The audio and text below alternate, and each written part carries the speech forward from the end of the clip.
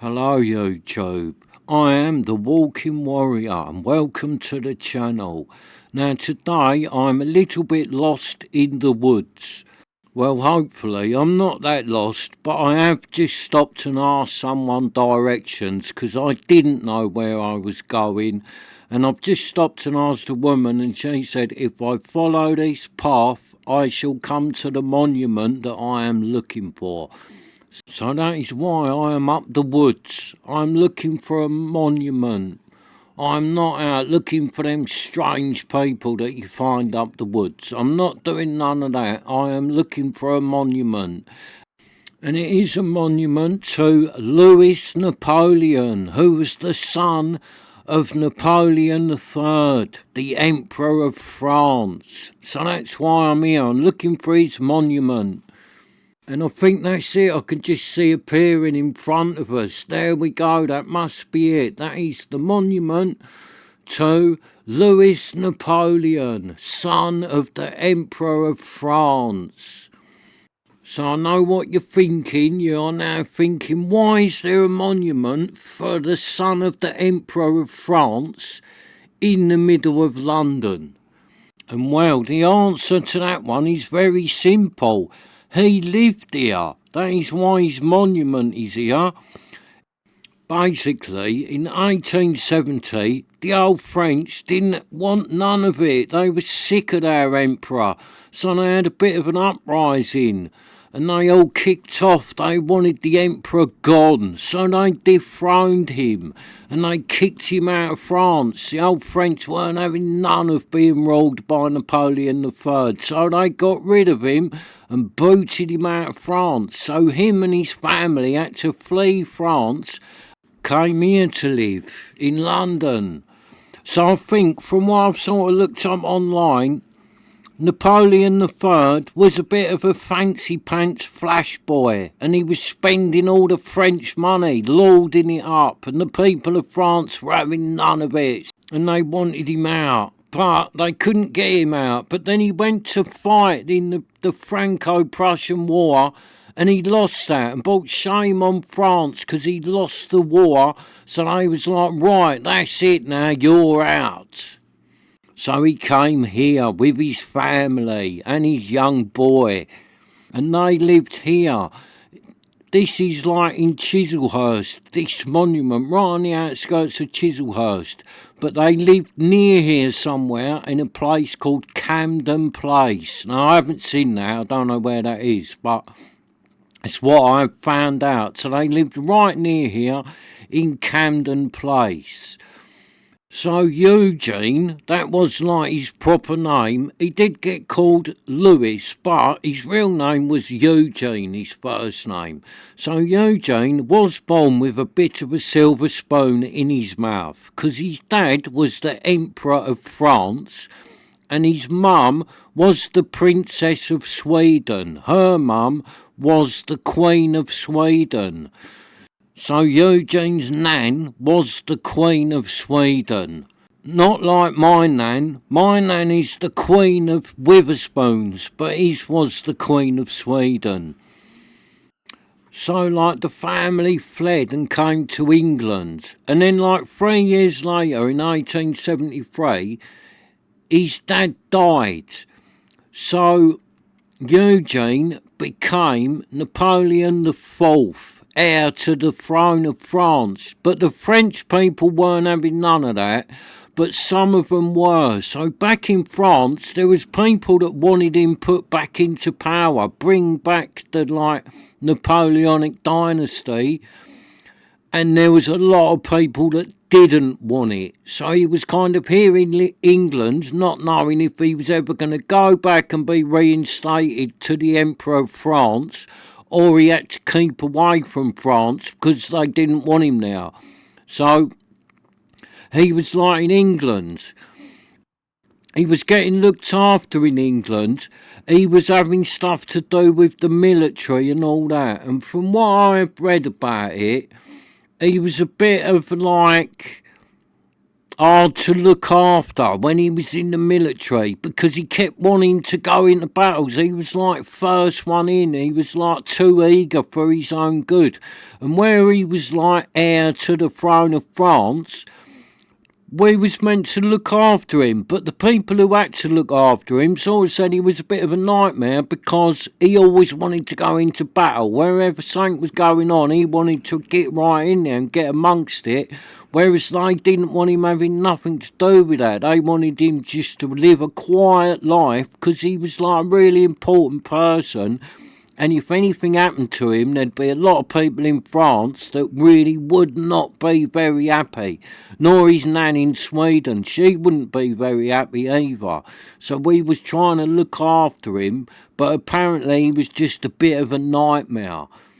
And he was like too brave for his own good. He just wanted to get right up the front and get into the action. But they didn't want that. So they used to send him out on like little reconnaissance missions and other things like that, and send a load of people with him to look after him. So wherever he went, like when he was in battles and that, he had a load of people with him to look after him, make sure nothing happened to him.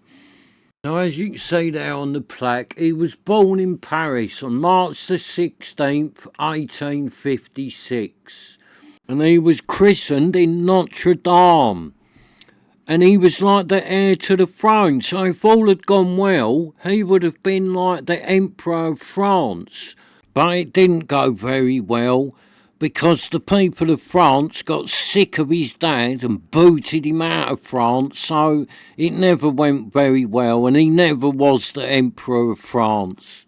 But like at the time he was born, it was like a big deal in France because he was like the son of the French emperor. He was the heir to the throne, heir to the Napoleonic dynasty in France. So when he was born, it was like good times in France, big celebrations and all that because the young boy was born and he would have been their new emperor.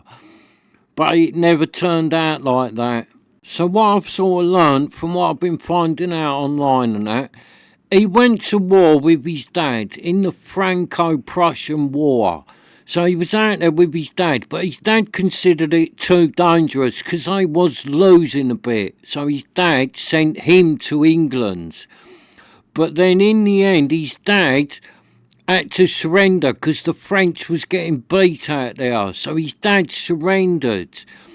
So let's say hello to the lovely monument. Hello, monument. You look spectacular today in the lovely sunshine. I'm sorry, Eugene. Sorry to hear about your dad bringing shame onto the whole of France. Because that's what he did. His dad lost the war and then had to surrender. And he was imprisoned by the Prussians. So when this happened, the people in France was already sick of him. So they just declared it a republic and got rid of him. So his wife, like Eugene's mum, she had to flee France as well and she came to England. Because once he'd lost the battle, the French people were already sick of him, so they just kicked him out and moved on. They turned France into the Republic. So when his dad was finally released from jail, he had to come to England as well because he couldn't return to France because no one wanted him there. He had no throne, no name, so he had to come here as well. So the whole family lived here. And at a place called Camden Place, which it says on that plaque is now Chistlehurst Golf Course. So they probably had a big fancy house and big gardens, and the gardens are now probably Chistlehurst Golf Course. So if you look at the old monument, it has got some nice carvings on it now. I know the bees and the violets, they're like a symbol of French power. So yeah, it is a nice thing, this. It is really well made. It's a lovely looking monument and it's really tall as well. I don't know if it looks that tall on the camera. This thing is pretty big. It is really tall. So yeah, this was put here after the young prince died, sadly. Because what happened, he went out to fight in the Zulu Wars, 1879. Now, I did read that he was due to be married to Queen Victoria's daughter. So he was getting married and everything. But then he went out to the Zulu Wars and he was given a little reconnaissance like mission to do. And they all thought it'd be quite safe. He had a lot of people to go with him, look after him and all that. So he was heading off one morning to go on a little mission somewhere.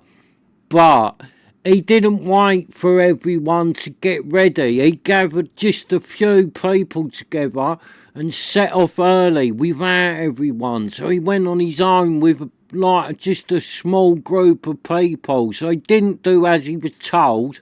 He just got up like extra early in the morning, gathered a small group of people together and headed off on his little mission. So when all the others were there, were like meant to be going with him to look after him, they're like, well, where is he then? And people are like, well, he's gone. He went early with a small little group. So all the big group that was meant to be with him, they went looking for him, trying to catch him up. But sadly, he'd already been ambushed by Zulus and he had been killed. So if he had done as he was told, he might have lived a long and fruitful life. But he didn't. He set off early in the morning and basically got himself killed. So there was no royal wedding to Queen Victoria's daughter. There was none of that. Because he was like too eager. He got up early, too eager to get into battle, see a bit of action. He couldn't wait for all the others. Off he went on his own. They got ambushed by the Zulus. Game over. And then this lovely monument was erected to remember him. And it is a nice looking monument. If you're passing here, it is worth stopping and having a look at. So let's say goodbye to it. Goodbye, monument. You're lovely, mate, you are. Nice to have met you, and I'll maybe see you again one day when I'm passing. But I will come the other way. I won't walk through the woods to you because I did get very lost. So going back now, I'm going to take the main road because just behind me, this monument is on quite a busy little road. But I didn't go that way. I went through the woods and got very, very lost. But at least I didn't run into any Zulus. So let's have a last little look back at the lovely monument. And it is a nice monument. If you're passing, it's worth stopping for 5 minutes and having a little look round this, because it is a really nice, well-made thing. So I'd like to end today with like what I've learned, because there is a little moral to this story, isn't there? So the moral is, please, we should all take note. If you find yourself in a war against the Zulus, do not get up early and go on your own. Have another hour in bed, innit? Get up an hour later, have a nice bit of breakfast, and just wait for all the others. It's just a much better way of doing it. So that's it from me. I am the walking warrior and I'm off now to see what else I can find. So please subscribe and I'll see you in the next one.